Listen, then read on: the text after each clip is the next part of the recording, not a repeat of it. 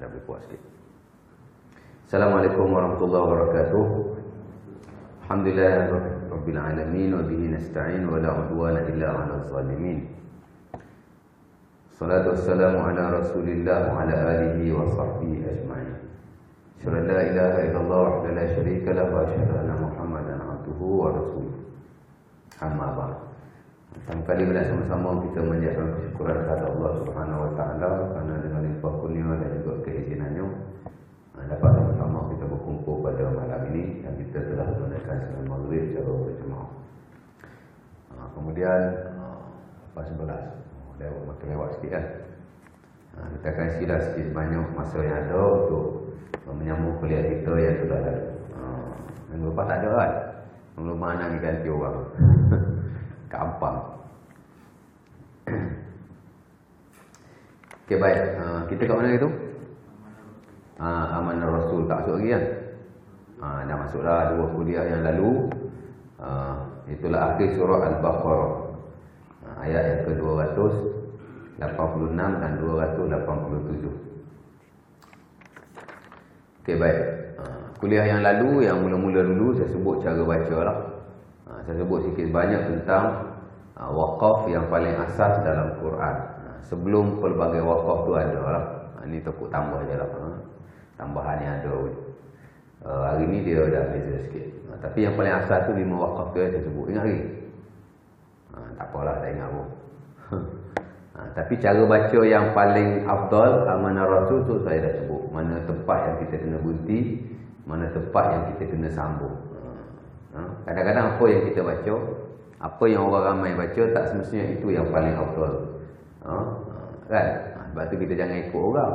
Belajar ni bukan kerana nak ikut orang, ikut ilmu. Sementara pula dalam ilmu tu sendiri pun bukan semua dia menepati syarat. Dalam market yang ada tak semua. Sebab ulama ada pelbagai pandangan, ada ulama lain pula duk memilih-milih. Kan? Dan benda ni kita dah maklum sangatlah. Sebagai contoh dalam mazhab Syafi'i kan. Kalau bangkai, kalau kita siapa ajar fiqh sini? Ustaz Hakim tu kan, dia tak ajar. Saya bagi contoh kan. Macam bangkai. Ustaz kalau bangkai, lain semua kita tak boleh lah kan. Melainkan kulit kan, kita boleh sama. Kulit kita boleh sama lah. Sebab Nabi kata kullu ihabin tudira faqat tahura. Setiap kulit yang disama boleh jadi suci lah. Sebagai ulama kata daging kulit anjing pun kalau disama, kulit babi bahkan satu mazhab dalam Hanafi dia kata boleh bunuh. Itu tak apalah kan. Dalam mazhab kita ni, kalau bangkai tu kita dah sama kan, sebagai ulama Syafi'i kata dah boleh makan sebab dia dah suci. Sebagai ulama Syafi'i kata tak boleh makan. Kita nak makan, lembu kena langgar berbung mati. Yang lain semua bangkai lah. Kita mazhab Syafi'i melainkan kulit je kita boleh samuk dan dia suci. Nabi kata mana-mana kulit yang disamuk dia suci. Ulama bahas suci tu, suci dia cukup kenajisan tu ataupun suci termasuk halal dan haram pemakanan dia. Sebagai ulama kata boleh makan. Boleh makan tu. Al-Imam Ar-Ramli, bukan orang lain, tokoh Syafi'i kita Nusantara banyak ikut dia. Dia kata boleh makan. Ibn Hajar kata tak boleh makan. Kan? Itu dalam mazhab kita contoh.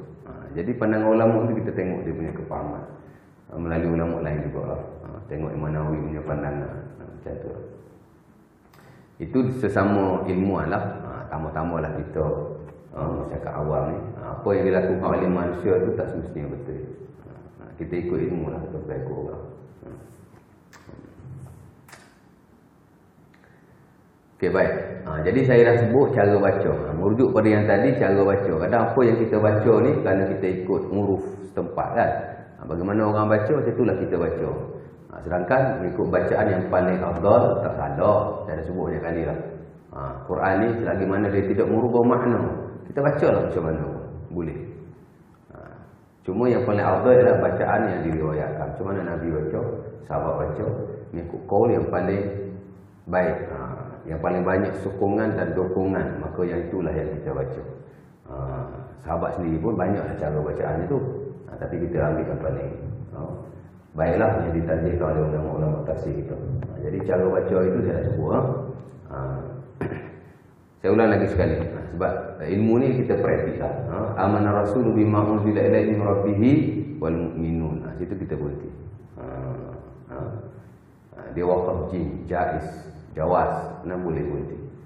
Kemudian kullun amana billahi wa malaikatihi wa kutubihi wa rusulihi la nufarriqu baina ahadin mir rusuli. Biasa kalau kita baca orang berhenti situ tu. Kullun amana billahi wa malaikatihi wa kutubihi wa rusulihi. Biasa orang berhenti kan? Jangan berhenti. Teruskan la nufarriqu baina ahadin mir rusuli. Pasal apa kena berhenti? Pertama kerana tidak ada waqaf. Walaupun berhenti tak salah kerana dia tidak merubah makna, tapi dia tidak ada waqaf di situ. Tambahan pula la nufarriqu tu keterangan bagi rusuli hak sebelum. Kullun amana billahi wa malaikatihi wa kutubihi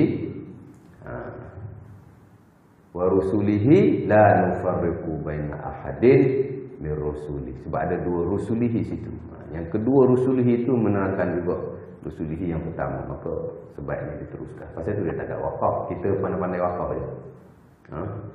Kemudian wa qalu sami'na wa ata'na ghufranaka rabbana wa ilaikal masir.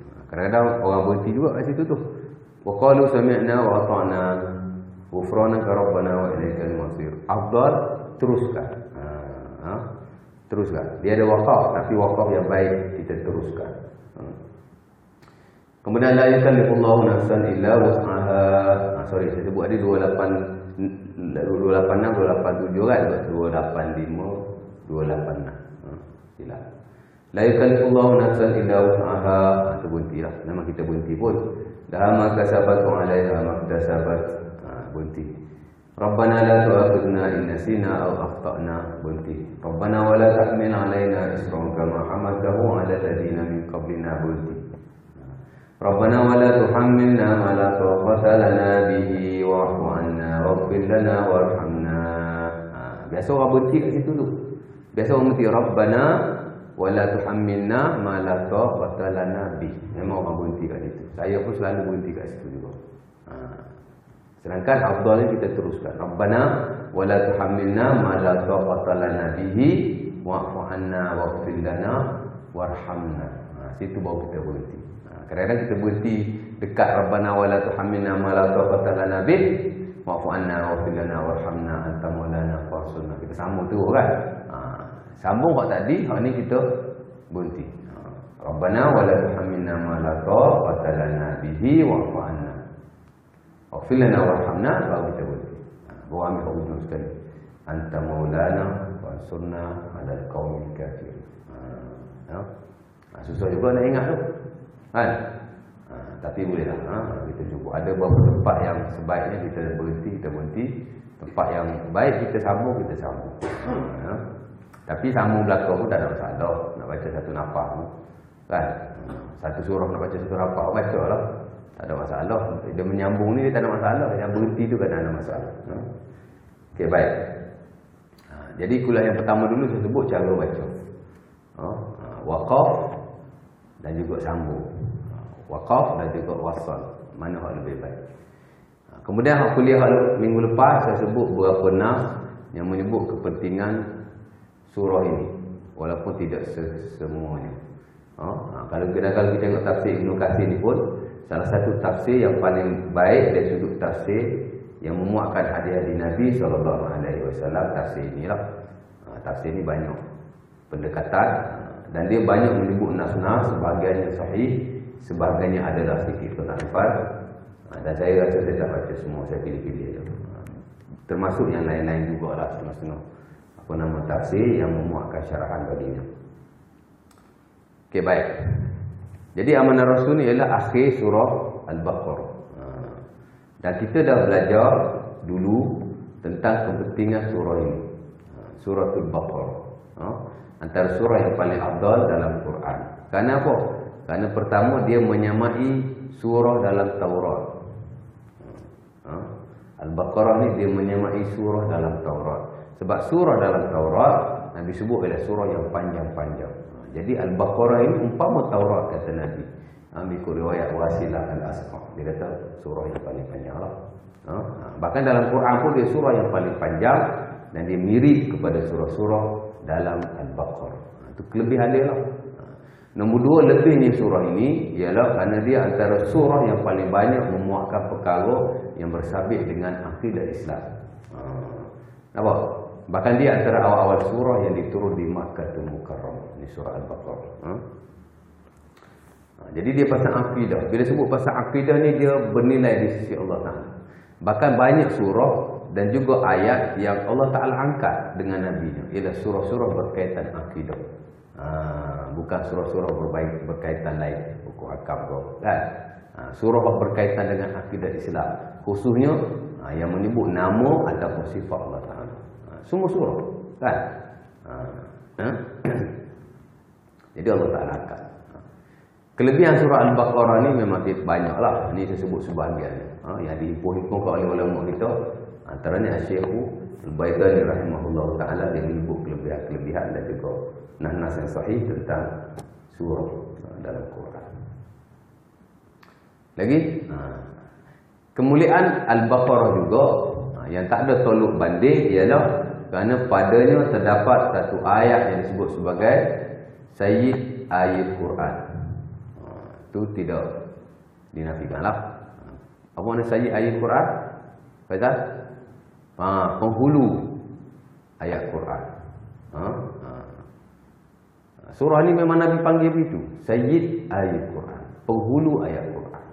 Keunggulan Al-Quran ialah pada Al-Baqarah. Sebab tu surah Al-Baqarah dipanggil sebagai sinamul Quran.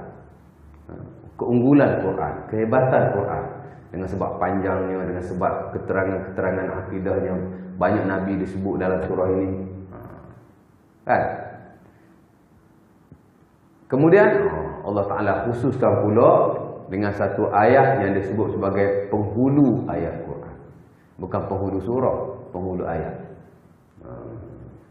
Penghulu ayat Quran. Kata Nabi, likulli syai'in sinam, wa sinamun Al-Quran suratul Baqarah, fiha sayyid ayat Quran, la yuqra' fi baitin wa fihi syaitan illa haraba minhu. Ada riwayat Imam At-Tirmizi daripada Abi Hurairah ataupun Ibnu Abbas. Walaupun hadis ini didhaifkan oleh setengah ulama, tapi setahu saya dia juga tidak ada masalah di sisi setengah yang lain. Bahkan boleh juga lah kita baca. Sebab dia ada sokongan hadis-hadis yang lain. Nampak? Jadi Nabi kata setiap benda ada kehebatan dalam agama. Kehebatan Quran ialah Al-Baqarah. Padanya ada satu ayat dinamakan penghulu ayat Quran.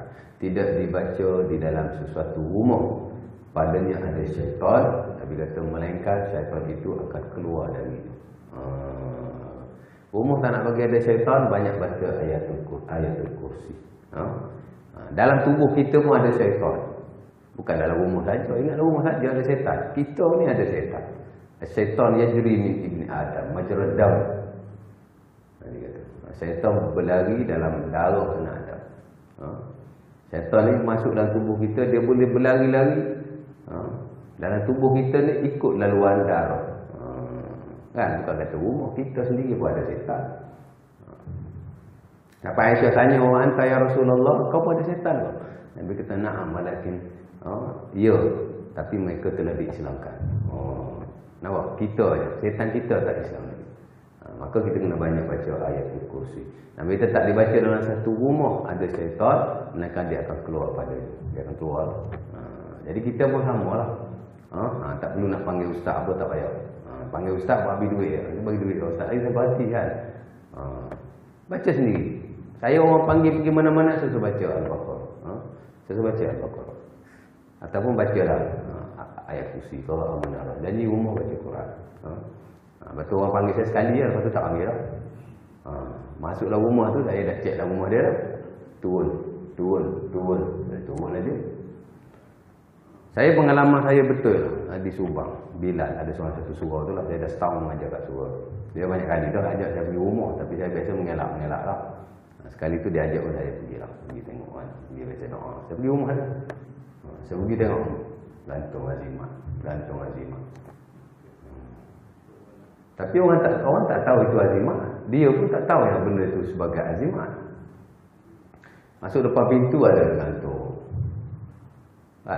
Kita belajar perbuatan Islam. Kalimah tu kalimah azimat. Masuklah rumah, setiap muka pintu bilik ada ayat Quran, tak kisahlah, ada ayat kursi, ada kuruk apa lagi, tak kisahlah kan. Ini ada khatamun nubuwah. Tahu khatamun nubuwah? Orang kita yang awam, yang tak tahu apa-apa pasal benda ni, memang dia tak masuk lah dengan khatamun nubuwah. Kononnya itulah yang ada di atas cok, yang ada atas belakang Nabi. Tak kisahlah kan. Tapi masalah kita menjadikan kalimah ini sebagai pendinding, tu yang salah. Tanpa asas syarak. Kalimah tu memang kalimah lah. Tak ada apa-apa ni kalimah. Kalimah kesaksian dia daripada syahadah. Daripada syahadah. Allah wahdahu la syarika lah, Muhammadun abduhu wa rasuluh. Kan? Tawajjah haitsu syi'ta fa innaka mansur. Kalimah betul-betul masyhur. Kalimah ni daripada Quran. Tak ada apa masalah. Tapi dijadikan gambar raja 3 segi, kadang dibuat dalam bentuk bulat, ditulis, ditampal-tampal sampai orang nak naik kereta. Sekarang pun di kereta pun dah ada tampal-tampalan. Itu datang daripada ajaran yang batin, mujarabah, bukan daripada betul-betul syarak. Kalimah tu tak ada apa-apa masalah. Masalah ialah kepercayaan kita, pengamalan kita dengan kalimah itu. Itu aja, kan? Tidak ada satu riwayat apa yang tertulis di belakang Nabi. Nabi nak naik ke Isra' Mi'raj, Nabi dicop di belakang dengan khatamun nubuwah. Khatamun nubuwah tu memang ada. Tapi Nabi tak pernah beritahu sahabat, ini khatamun nubuwah. Yang ada pun hanya 1-2 riwayat daripada Ali. Ada cop kenabian di atas belakang Nabi. Yang sahih, betul lah. Tapi apakah tulisannya? Bagaimanakah bentuknya? Tidak pernah ada dalam syarak. Akhirnya ada, kita guna-gunakan. Buat pendinding lah. Takkan nak baca, tak ada masalah. Boleh baca. Tapi dijadikan pendinding. Sebab tu saya pun sebenarnya saya pun tak setuju macam minyak wangi dijampi-jampi untuk pendinding. Saya tak setuju. Pasal apa? Pasal dia melupuskan satu sunnah Nabi. Nabi suruh pendinding baca 3 kul. Alih-alih kita dah pakai minyak wangi, tak baca lah 3 kul. Sebab tu sebagai ulama syariat, dia larang. Jampi ni hanya boleh pada air. Itu pun untuk sakit, bukan untuk hajat, bukan untuk benda-benda lain. Bila kita dah jampi pakai minyak wangi, benda ni banyaklah perbuatan Islam, kan? Kita belajar pun perbuatan Islam, kita belajar dengan ramai orang. Saya berguru dengan Ustaz Harun Nizam, dia anak murid Harun Darul Syifa. Saya belajar dengan Ustaz Syahran Syafi'i, dia selebriti TV. Dia pun talk lah. Dia juga pakar rujuk Jawi dalam KK. Tayu-mayu ni lah. Siapa tak kenal dia. Saya banyak pergi dia punya tu. Saya berguru dengan orang daripada Indonesia, Syekh Syahabuddin. Saya berguru dengan Ustaz Sabri daripada Mesir. Alam masalah. Kan? Perubatan Islam. Kita pergi belajar dengan ramai orang.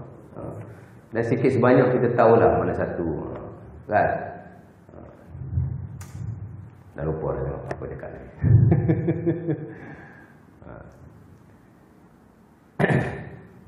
Kadang-kadang kita mengamalkan satu perkara daripada benda yang tidak pasti. Tak pasti. Betul kan?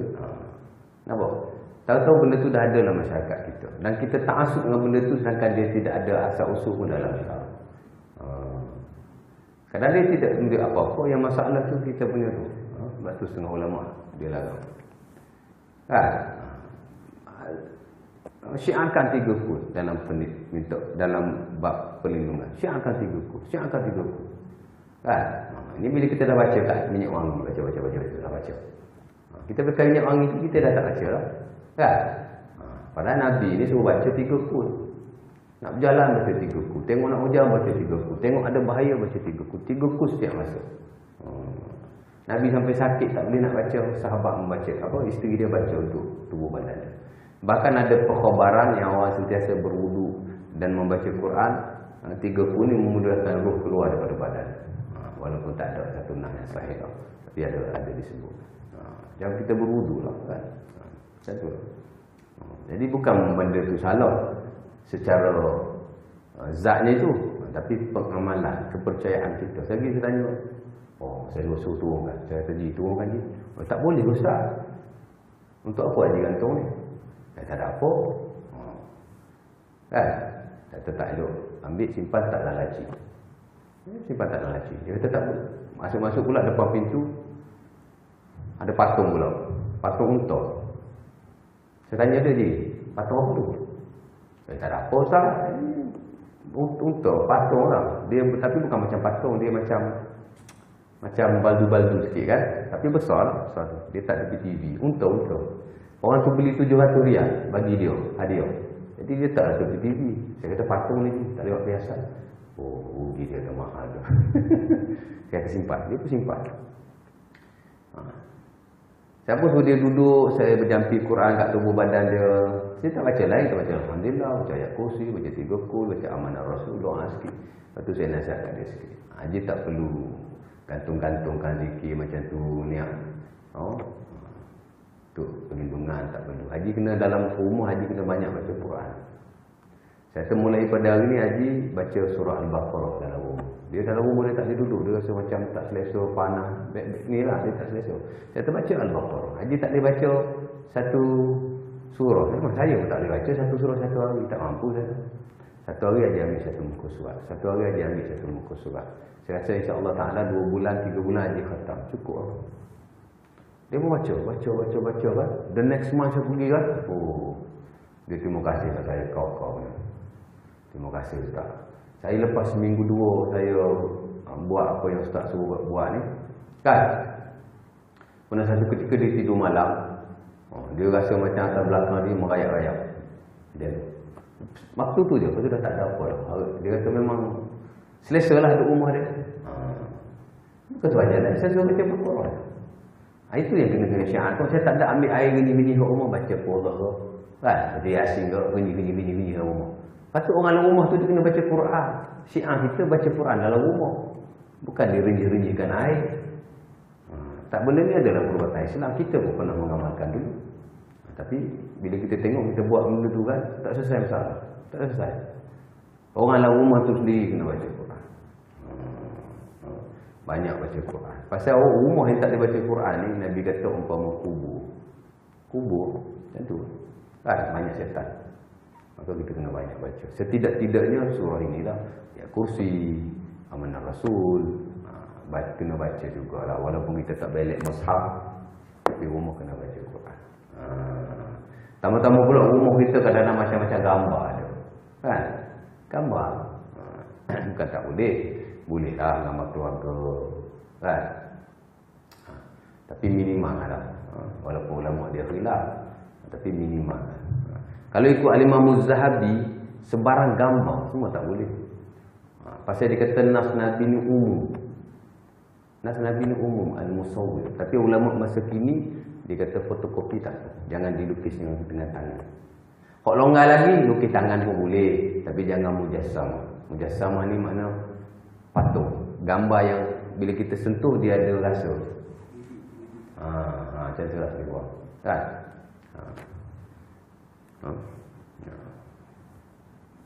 Jadi banyak unsur-unsur yang kadang-kadang boleh mengundang benda-benda tak baik yang kita cari sendiri. Maka kita kena bersih. Unsur-unsur macam tu kita kena buat. Kan? Saya betul saya rasa saya bukan tak setuju dengan khatamun nubuwah. Untuk dibaca tak ada masalah, tapi untuk dijadikan azimat tu jadi kita tak setuju lah. Kan? Buat kita buat. Tak perlu ada benda-benda macam ni. Nak masuk rumah bagi salah. Masuk rumah baca ayat Quran sepatah 2. Selesai. Lepas tu dalam rumah satu lagi kena semayang sunat. Kan? Kena semayang sunat. Sekali-sekala kalau tidak setiap hari. Dia cahaya dalam rumah kita. Orang tak nampak lah. Tapi di sisi Allah Ta'ala dia bercahaya. Okay, baik. Jadi ayatul kursi dia sayyid al-Quran. Kemudian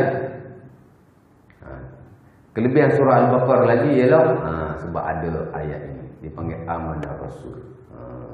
Satu surah yang Allah Ta'ala turun khusus buat Nabi, dan juga Nabi sendiri pun dapat ayat ini ketika Isra' dan Mi'raj. Dalam riwayat yang sahih daripada Ibn Mas'ud, dalam Sahih Bukhari dan Muslim, Nabi bila naik Isra' Mi'raj, dia dapat 3 benda. Apa dia dapat, Faizal? Kita sebut ni last week. Apa dia dapat? Pertama dia dapat semayang. Utiyan Nabi salasan as-salawatul khams fi kulli yawmin wa laylah. Itu Nabi dapat. Kita duk faham Nabi naik Isra' Mi'raj dapat semayang. Tak. Nabi dapat 3. 3 ni betul-betul bernilai di sisi Allah Ta'ala. Seolah-olah tidak ada lagi yang bernilai selain daripada ini. Pertama dapat semayang. Mana ada satu ibadah dalam Islam lebih baik daripada semayang. Walaupun ada lah ulama kata ada ibadah lain. Kita ambil jumhur. Kena ambil kira belaka banyak lah pandangan tu. Kita ambil hak jumhur. Semayang seafdal-afdal ibadah. Fardunya dan sunnahnya. Secara umumnya. Kemudian secara khusus berbeza-beza amalan itu mengikut keadaan. Bukan semayang setiap masa afdal, kan? Lepas naik matahari sampai waktu duha tak boleh semayang. Kalau semayang jadi haram. Afdal waktu tu doa dan zikir. Itu lain pula, kan? Ada seorang sahabat, nama dia bukan sahabat, tabi'in, nama dia Sa'id ibn Musayyib. Tak naik lagi waktu duha. Dia Sa'id ibn Musayyib, kena dengar. Ini tabi'in nombor 1 lah ni. Geng-geng dia Sufyan Ats-Tsauri, Al-Auza'i, Ibrahim An-Nakhai, ini disebut salafus salih. Dia sebut salafus salih. Tabi'in rujuk apa? Dia orang ni berapa orang? Tabi'in dia boleh angkat hadis direct pada Nabi. Tak melalui sahabat. Cuma kita Al-Imam Syafi'i dia ketat sikit. Mana-mana hadis yang terus direct kepada Nabi, tak melalui sahabat, dia tolak, melainkan hadis Sa'id ibn Musayyib. Seorang dia terima. Imam Syafi'i kata la muqati' illa muqati' Sa'id ibn Musayyib. Hadis muqati' ni aku tak terima, melainkan muqati' ibn Musayyib. Muqati' ni makna kata tabi'in ni dia tak melalui sahabat. Dia terus qala Nabi. Kan? An Al-Auza'i qala Nabi. Dia tak kata sepatutnya melalui sahabat. An Abi Hurairah, kan? Dia tak ada nama sahabat, dia terus kepada Nabi. Dia panggil hadis mursal. Tak apalah, tak tahu. Imam Syafi'i dia ketat sikit. Dia terima Sa'id ibn Musayyib. Saya tahu dia masuk masjid, waktu duha tak masuk lagi. Dia tengok ada orang semayang. Lepas semayang. Dia tunggu nak tegur, kawan tu tak habis semayang lagi. Banyak sangat semayang. Dia kata aksara min ruku'in wa sujudin. Orang ni banyak sungguh rukuk dan sujudnya. Banyaklah dia semayang. Sampai habis dia semayang, dia tanya, as-salatu an-nawafil. Ni Al-Imam Ibn Rajab Al-Hambali dia sebut dalam buku Jami' al-Ulum al-Hikam, tak silap saya lupa dia punya sumber. Kamu semayang sunat ke? Dia kata na'am. Tanya dulu, kok qadha ke? Qadha tak apa. Semayang sunat.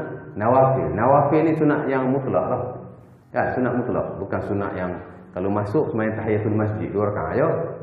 Sunat wudu kan 2 rakaat aja, ni semayang banyak. Jadi dia tanya, semayang sunat ke? Semayang sunat lah. Nawafil semayang sunat lah. Yang tak ada kena-mena dengan rawatib, tak ada kan. Ni semayang mutlak. Dia kata azabakallah, Allah Ta'ala akan mengazab dia.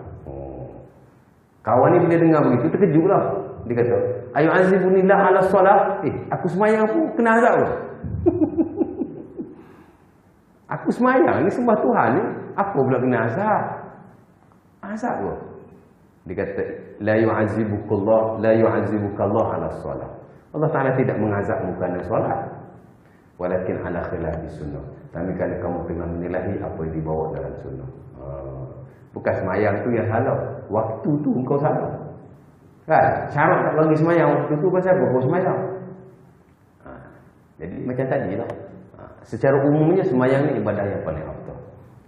Secara khususnya berbezalah amalan itu mengikut apa yang telah ditetapkan dalam syarak. Ada ketikanya zikir dia paling afdal. Ada ketikanya doa dia paling afdal. Ada kalanya diam tu paling afdal. Bila diam paling afdal, dia khutbah Jumaat tu lah. Itu benda paling senang Allah Ta'ala jadikan ibadah. Diam. Tak ada telinga je. Tak payah buat apa. Tak payah buat apa. Sampai ujung tak payah buat apa. Bahkan masa khatib baca doa pun tak payah angkat tangan. Walaupun ada lah fatwa kata boleh angkat tangan. Fatwa-fatwa dia kata boleh angkat tangan. Tapi banyak kan tak angkat tangan. Pasal riwayat makmum angkat tangan tak ada. Tapi riwayat imam angkat tangan ada. Satu hari ada seorang sahabat Nabi dia doa. Itu pun satu riwayat daripada siapa? Dalam Bukhari. Dia angkat tangan. Dia khatib, dia angkat tangan. Sahabat lain marah dia. Qaballahu yadayk dia tu. Allah Taala akan burukkan tangan. Nampak? Jadi khatib tak boleh angkat tangan. Melainkan doa-doa yang besar-besar. Baru dia boleh. Nampak? Jadi kita makmum ikut imam. Imam angkat tangan, kita angkat tangan. Imam tak angkat tangan, kita tak angkat tangan. Afdalnya begitulah. Ini cerita afdal. Kalau kata salah, ada ustaz yang kata tak salah pula. Tak, afdal. Doa ustaz, bukan semua doa disunatkan angkat tangan. Bukan semua. Jadi kita tengok imam. Kalaulah doa itu di sunat ataupun betul-betul afdal angkat tangan, nescaya imam lah orang yang pertama yang kena angkat tangan, bukan makmum. Imam dia kena angkat tangan dulu baru kita angkat. Contohnya begitulah. Jadi kita dengar, tak perlu buat apa-apa, tak perlu berzikir, tak perlu angkat tangan, tak perlu apa. Imam doa kita ada. Imam baca kata nama Nabi, kita selawat. Apa dia? Tak ada apa.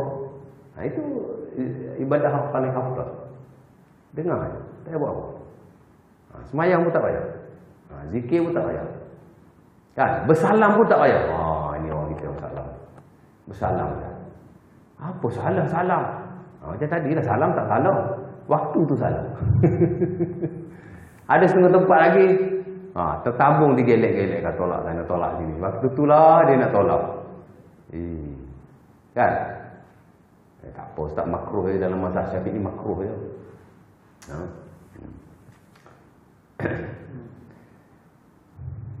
Kenapa?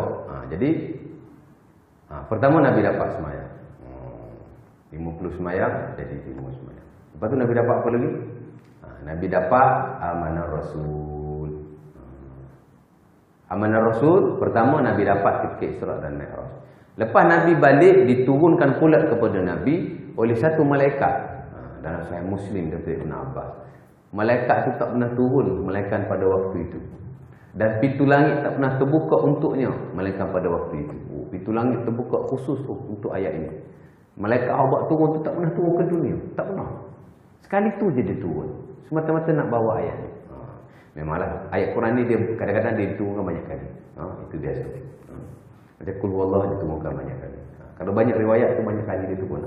Kadang-kadang situasi yang berlaku tu banyak kali kan. Maka turunlah ayat yang sama. Itu biasa.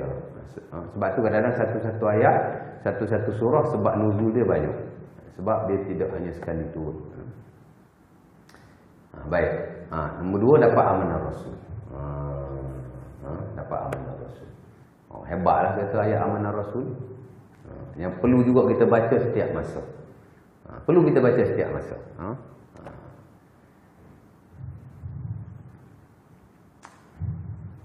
Lagi Nabi dapat apa? Yang ketiga. Nabi dapat ni yang paling hebat sekali lah. Paling hebat sekali. Pengampunan daripada Allah Ta'ala kepada sesiapa yang mati yang tidak pernah syirik padanya. Ini paling hebat. Nampak? Jahat macam mana pun, dosa banyak macam mana pun, tak pernah syirik pada Allah Ta'ala, dia ada jaminan diampunkan. Kalau Allah Ta'ala tak ampunkan pun, dia ada peluang untuk dapat syafaat. Kalau dia tak ada peluang dapat syafaat pun, dia akan dapat peluang dikeluarkan daripada neraka dengan oleh Allah Ta'ala sendiri. Satu hari dia akan keluar je. Kok mana pun. Dia tidak akan kekal dalam neraka. Ini yang paling hebat ni. Waktu orang Nabi duduk cerita, ada orang yang bunuh 99 orang, bunuh 100 orang, mati Allah Ta'ala ampunkan. Niat nak taubat je. Kan? Kita biasa dengar kan, dalam Tamyiz Ghafilin ada mana-mana buku hadis pun ada pasal kisah ni, betul-betul kisah yang benar. Nak tunjuk kehebatan orang yang tak pernah syirikkan Allah Ta'ala. Dah bunuh 99 orang. Dia tanyalah saya untuk guru. Aku nak taubat, aku dah bunuh 99 orang. Boleh aku bertaubat? Hal min taubah. Ni hadis Abi Dawud. Oh, dia kata tak boleh. Tok Alim tu dia panggil Rahbani, ya. Tok Alim Rahbani ni pendeta lah. Istilah orang alim dulu dipanggil Rahbani, pendeta. Rahbani. Tok Alim orang zaman dulu dipanggil pendeta.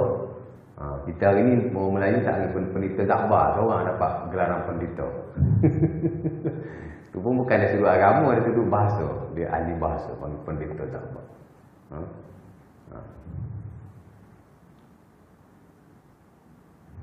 Tahu sikit lupa. Macam mana dia? Bunuh. Orang ni kata, tubuh ni kata tak boleh. Dia tikam, dia bunuh tubuh ni, mati juga tubuh ni. Dia cukupkan 100 orang dia kata. Lepas tu dia jumpa ada seorang, ni orang kata, kata aku nak taubat. Kau nak taubat, dia kata, kau tinggal di satu tempat yang penuh dengan kefasadan. Kau pergi ke satu tempat yang lain, di sana ada orang-orang yang warak. Kau duduk sana.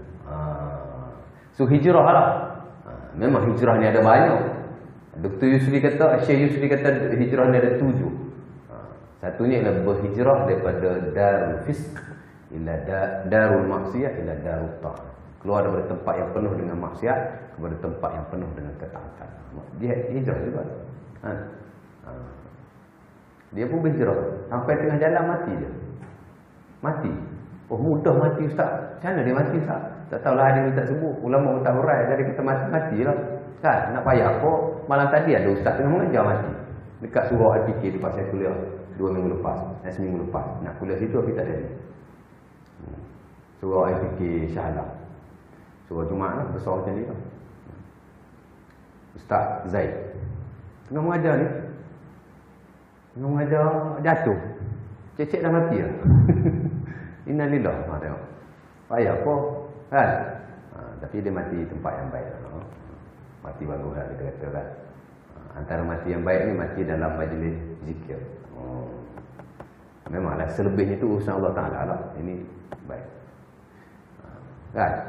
Kita nak mati tempat-tempat macam ni ya. Sebab kita ni kan satu malaikat sampai langit tu. Jadi kita mati waktu ni bagus kan?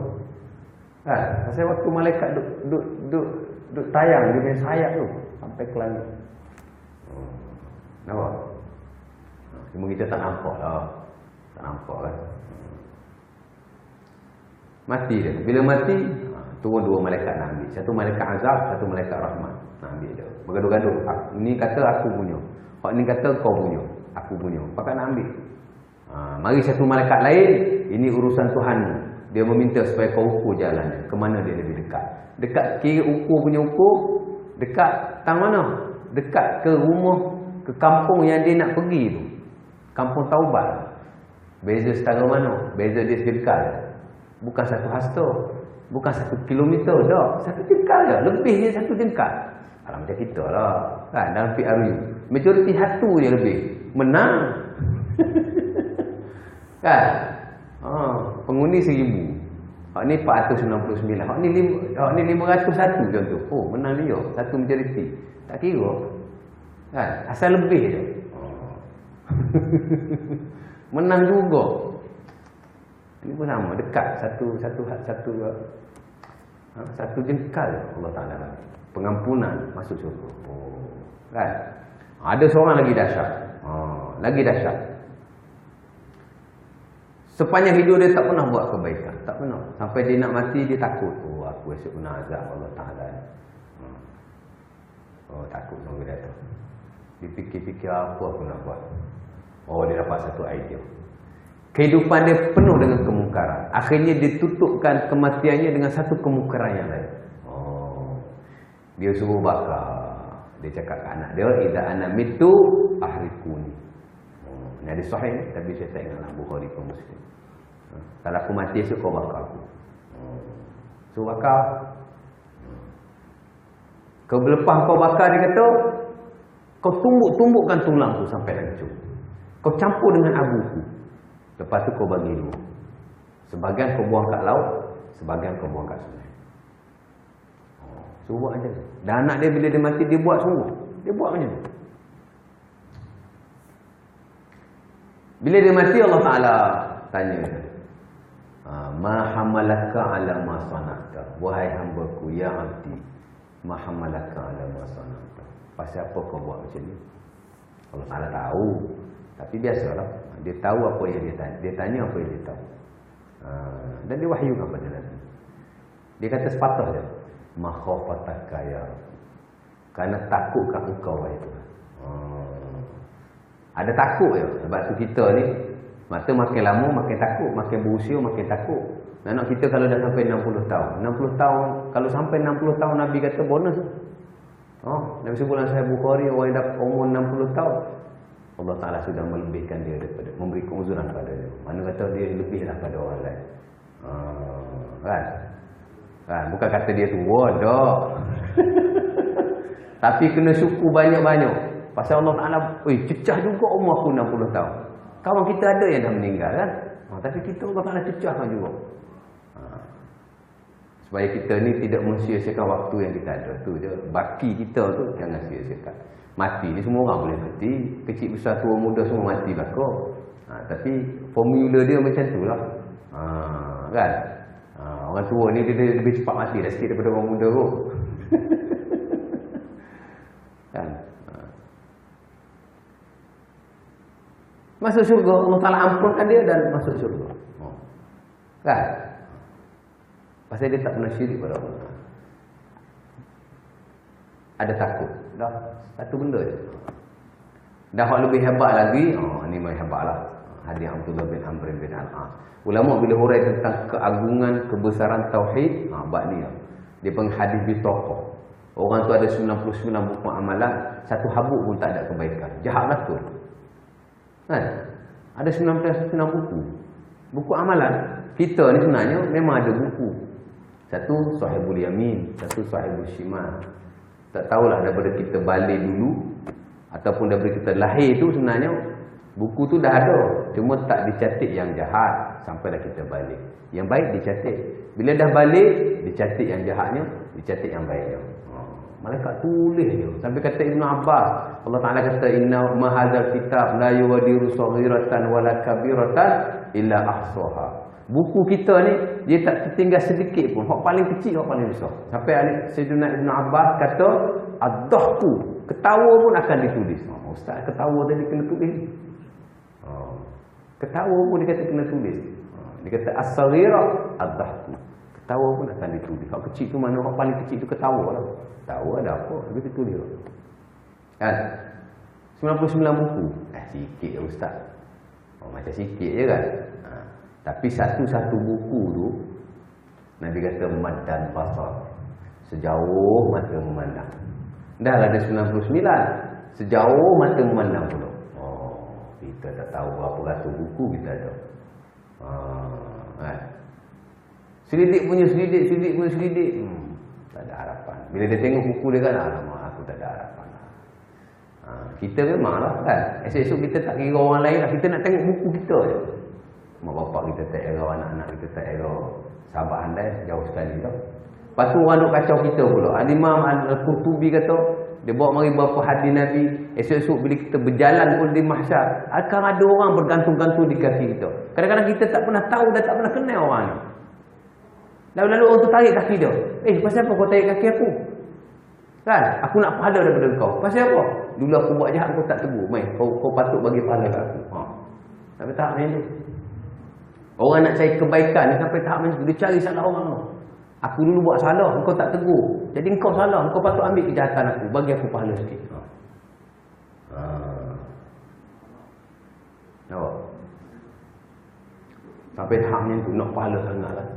Sebab tu Nabi pernah lalu di satu kubur dengan Abu Hurairah. Nabi tanya, man sahib hadzal qabr. Ni kubur siapa ni? Sahabat berkata fulan ibn fulan. Kubur sekian dan sekian. Nabi kata rakatan ahabbu ilaihima min baqiyati dunyakum. Sekarang ni kalau kau bagi dia seluruh kekayaan dunia, bukan 1 bilion, bukan 2 bilion, bukan 42 bilion, bukan 42 bilion, bukan 2.6 bilion, berbilion-bilion tak ada nilai bagi kat dia. Nabi kata nescaya 2 rakaat solat jika di offer kat dia ni dengan keseluruhan kekayaan dunia, nescaya dia akan pilih 2 rakaat solat. Kita atas dunia ni 2 rakaat solat tak ada nilai bagi kita. Kan, main sunat yang jarang. Jadi kita pada sembahyang fardu banyak salah. Kan? Nak kat takbir Soli terganggu kita tak dulu. PA kita kan. Nak kat takbir macam-macam PA. Tu dia mengurangkan kita punya sembahyang punya. Kat takbir je lah. Tak enak. Kan? Soli banyak orang soli sekali sudah lah. Ha? Oh, itulah dia nak pass line dia tu payah. Nak bagi masuk tu kan. Soli sembahyang lah. Kalau kita tak ada penyakit was-was tak apa, buatlah. Ini Allah, saya pun terganggu gitu. Dapat pengampunan. Tapi Allah Ta'ala ni nak merahmati dia. Sebab kita ni sebenarnya masuk syurga ni dengan rahmat Allah Ta'ala. Sebagai ulama kata amalan kita ni add on je. Kalau betul-betul rahmat Allah Ta'ala.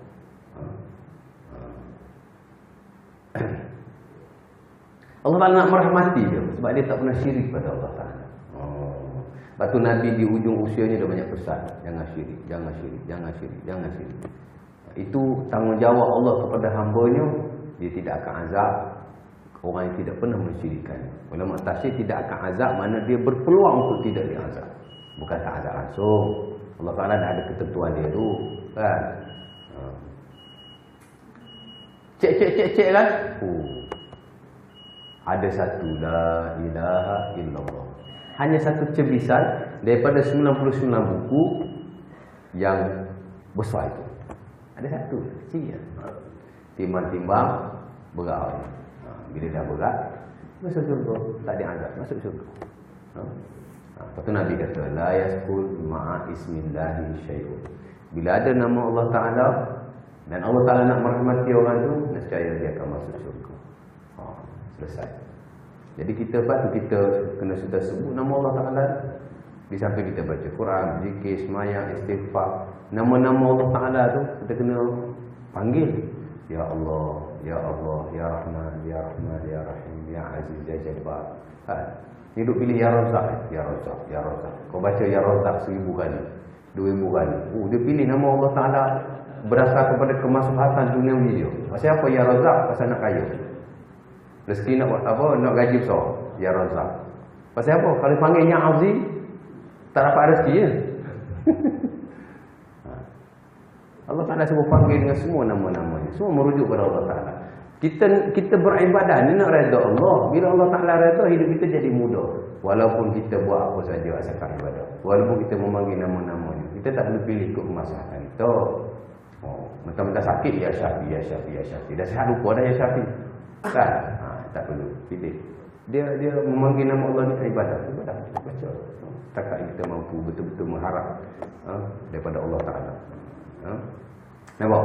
Jadi mati tak syirik. Nabi kata itu Nabi dapat masuk. Dan Nabi topak lagi lah. Nabi topak lagi yang lain pemasyafaat dia dah. Boleh. Jadi 3 sembahyang Nabi dapat, amanah Rasul Nabi dapat, pengampunan tu Nabi dapat. 3-3 ni betul-betul dah kita nak, insya-Allah Taala. Tak ada siapa yang perfect atas muka dunia ni melainkan Nabi. Semua orang tak maksud. Masing-masing ada jahat masing-masing. Saya ada jahat saya, tuan-tuan ada jahat tuan-tuan. Dan kita tak bergantung harap pada apa-apa, termasuk amalan kita. Kita sekadar melakukan apa yang Allah Ta'ala suruh itu dengan wajah yang paling baik.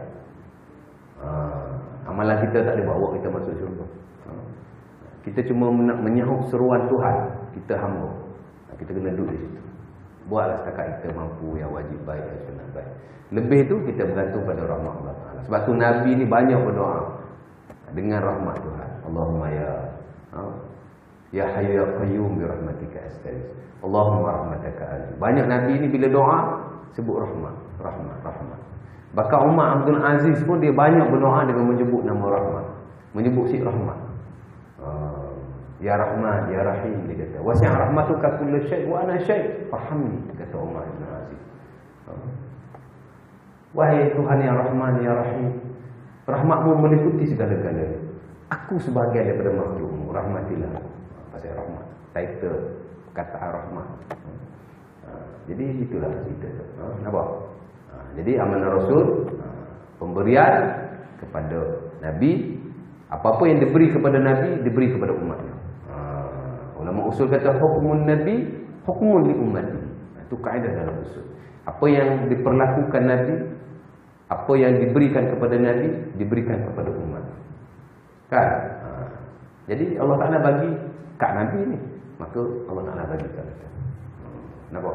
Mereka ada rasa semua benda yang Allah Ta'ala bagi kat Nabi, tapi dia tak bagi kat kita. Nabi kahwin lebih daripada 4, kita tak boleh.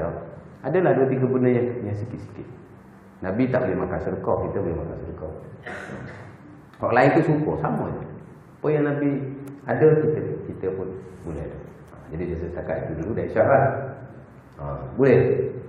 Boleh tak? Jadi apa yang baik datang dari Allah Ta'ala, yang tak baik datang kelemahan saya sendiri. Aku kau biasa. Astagfirullahaladzim wa lakum. Assalamualaikum warahmatullahi wabarakatuh. Kita tutup majlis dengan tasbih kafarah dan suratul As. Alhamdulillah.